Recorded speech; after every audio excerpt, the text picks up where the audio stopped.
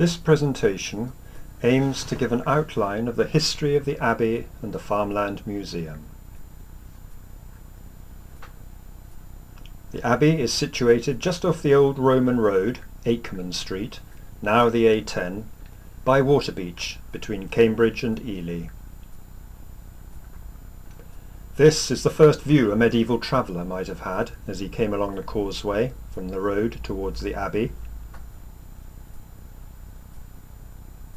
Or more likely it was this one, as the Abbey lands were often flooded and damp mists would have been common.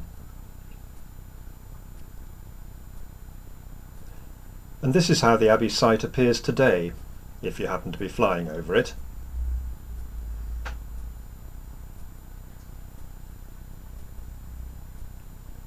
At its peak, in the 1400s say, there would have been a number of buildings that have now almost disappeared. Its first inhabitants were a group of Benedictine monks from Ely, who came to Denny in 1159 to get away from the temptations of the city.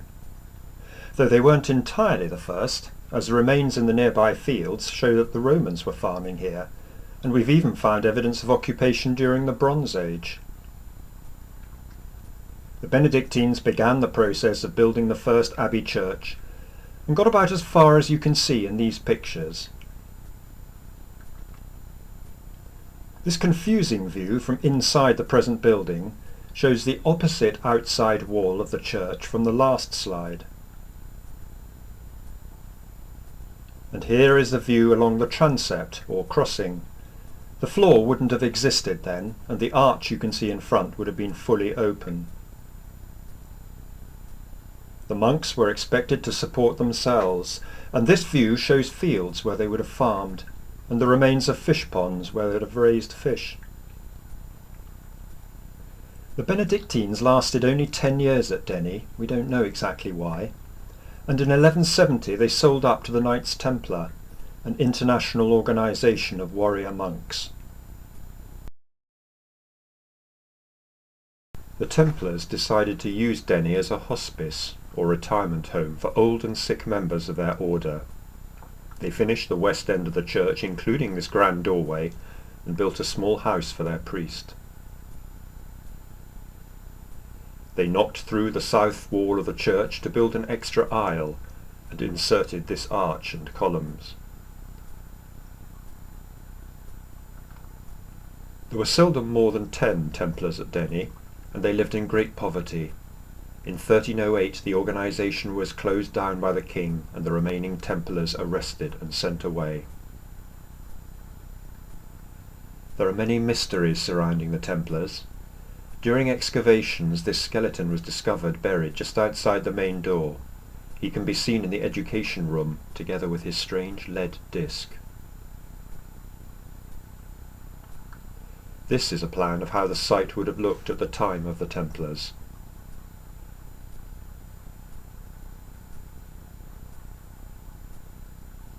The king took over the abbey and then sold it to the Countess of Pembroke, a young but rich widow, who also founded Pembroke College in Cambridge.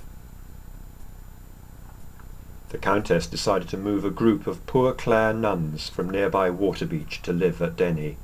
They were very unwilling to move. The Countess decided that the current church was not big enough for her nuns, so she made changes, converting the church into living quarters for herself and her rich guests. A floor was added, and openings to the old church blocked up. Above the transept she created her own private suite of rooms, complete with garderobe, or toilet.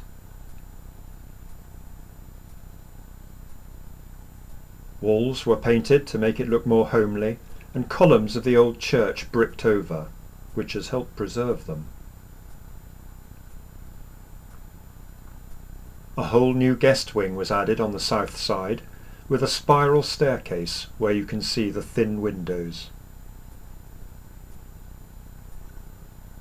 And to complete the picture, a new, much larger church was built, starting at the old transept and reaching up to the wall you can see at the top of the picture on the right. The tram lines mark the site of the new church.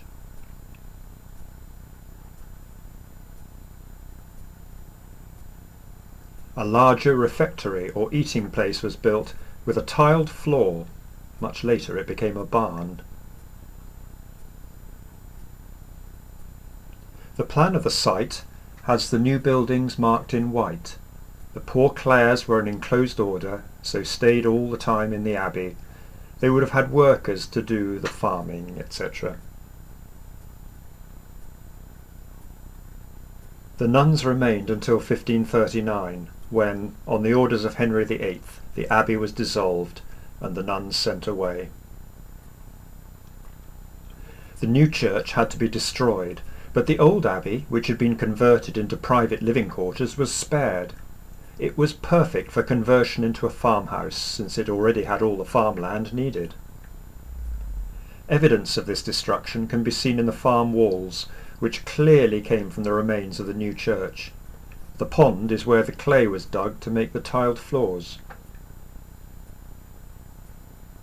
The old church was converted into a comfortable Tudor farmhouse with a typically huge cooking range.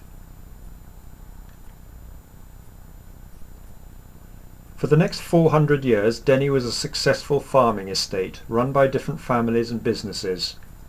The Dimmocks were the last owners, and they moved out in the 1920s. Denny was then a family home whose past could only faintly be made out through the more recent additions.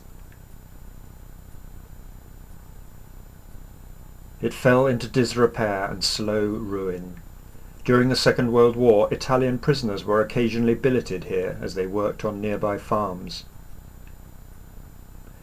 In 1947, the Ministry of Works, which later became English Heritage, took over the site and began the slow process of excavation and restoration.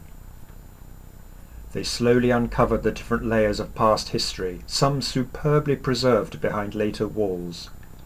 They decided to restore it not to any particular period, but to reveal clues to different periods. The Farmland Museum has now become tied to the history and conservation of the Abbey. Although this may seem a strange marriage, Denny always was a farming estate, even back when it was an abbey. The museum, like so many others, began with the work of a private collector, in this case the 6-year-old boy on the right. He collected bits of pottery from the fields around his house in Haddenham and put them in this box, charging people to see his museum. The proceeds went to Moorfields and Great Ormond Street hospitals in London. Gradually the museum grew as local people made donations, and soon it filled the back garden of his parents' house. It gained a wide reputation but was difficult to keep up and had to close. The district council were concerned not to lose it and looked around for a more suitable site. The disused farm buildings around Denny seemed ideal. After a lot of work, the museum opened in 1997. And visitors soon began flocking in. The museum prides itself on its collections of farming machinery, which tell the story of the development of agriculture from the time of the agricultural revolution, as well as its displays of fenland life and culture.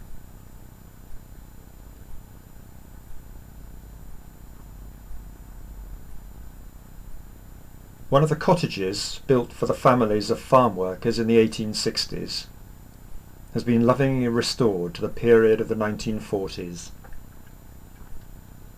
complete with the occasional resident. The village shop is a reminder of how shopping was done in the past, and of the packaging and goods.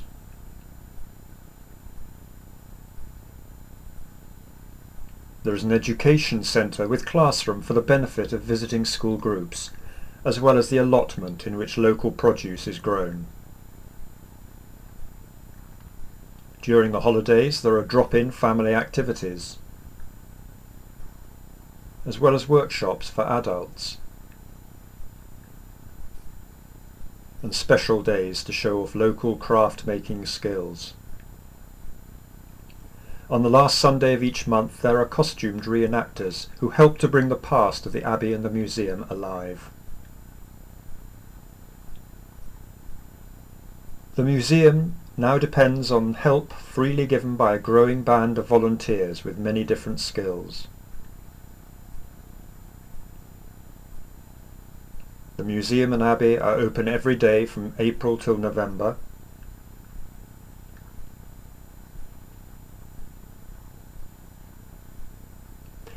While English Heritage officially own the abbey, both sites are run by the Farmland Museum, providing a resource of interest and variety, and a living reminder of Cambridgeshire's past.